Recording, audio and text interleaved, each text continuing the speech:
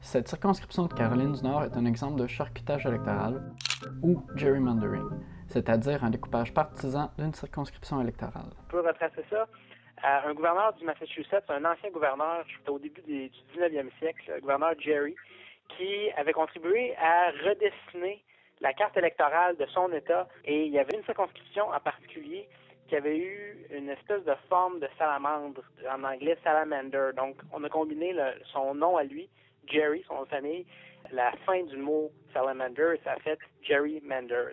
Comment est-ce que ça se passe en pratique? Prenons un exemple simple d'un État avec 25 électeurs. 40% voté vert, 60% voté orange. En nombre de votes, le parti orange a gagné. Si on procède à différents découpages de l'État, il est possible de changer le résultat, selon les circonscriptions. Dans le découpage présent, les élus de chaque parti représentatif du zone de vote, 40% vert, 60% orange.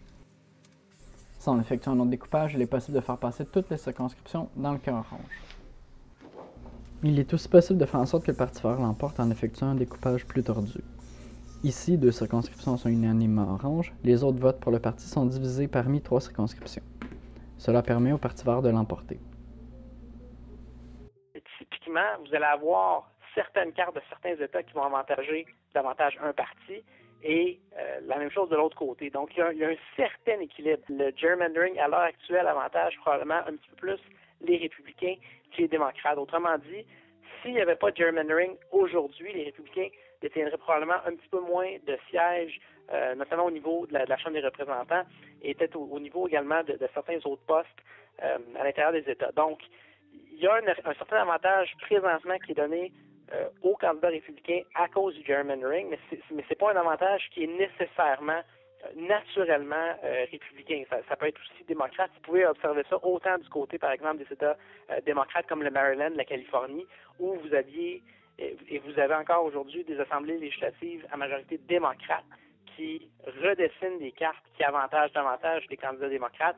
Et vous avez la même chose du côté républicain. Vous pouvez regarder, par exemple, la carte actuelle de la Pennsylvanie, celle aussi de la Floride, où dans ces deux cas-là, vous aviez des législatures à majorité républicaine qui ont redessiné des cartes beaucoup plus favorables aux candidats républicains que ça aurait été le cas autrement.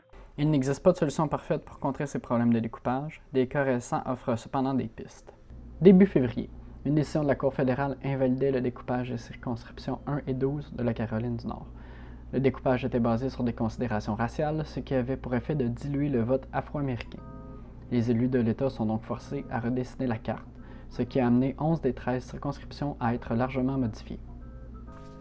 En Illinois, des citoyens cherchent à organiser un référendum pour la création d'un organisme indépendant gérant le découpage des circonscriptions. L'État rejoindrait ainsi les 6 autres qui se sont dotés d'un organisme non partisan ou bipartisan chargé du découpage des circonscriptions fédérales.